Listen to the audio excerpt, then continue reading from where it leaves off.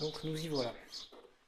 Ça, c'est les interrupteurs que j'ai chez moi. 3 positions. Donc milieu sur le côté, milieu de l'autre côté. Sur les mêmes interrupteurs derrière, on peut glisser des petites languettes jaunes comme ça. Petite languette, elle vient se mettre là, ici. D'accord? Ça nous permet d'être donc position centrale.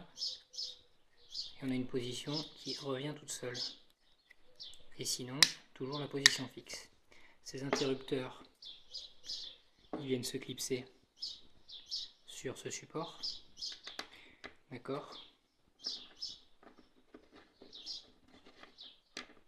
Comme ceci. Et sur ce support, on vient clipser les contacteurs. Donc comme j'expliquais, je ne sais pas si on va le voir dans la vidéo, voilà, ça c'est un NO normalement ouvert. Ça c'est un NC normalement clos. Donc comme je disais, pour que le fonctionnement marche, il faut clipper les trois. Voilà.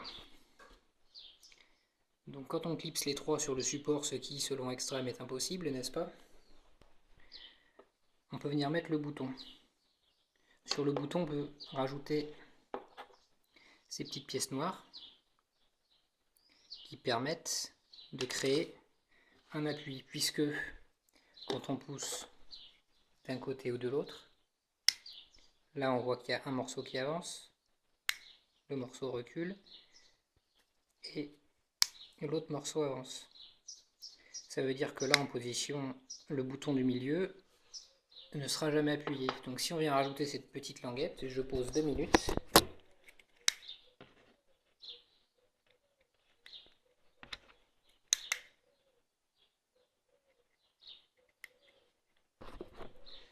Donc voilà les deux petites pièces noires qui viennent se loger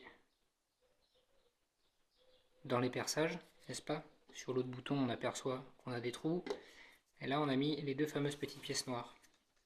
Je viens donc clipper le bouton ici.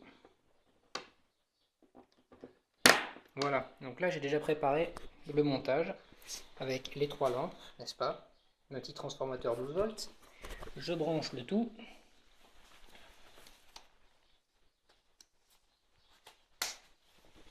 Donc on voit bien qu'il y a une première lampe d'allumée. Quand je tourne le bouton d'un cran, on passe à la deuxième lampe. Et quand je tourne encore le bouton d'un cran, on passe à la troisième lampe. Voilà.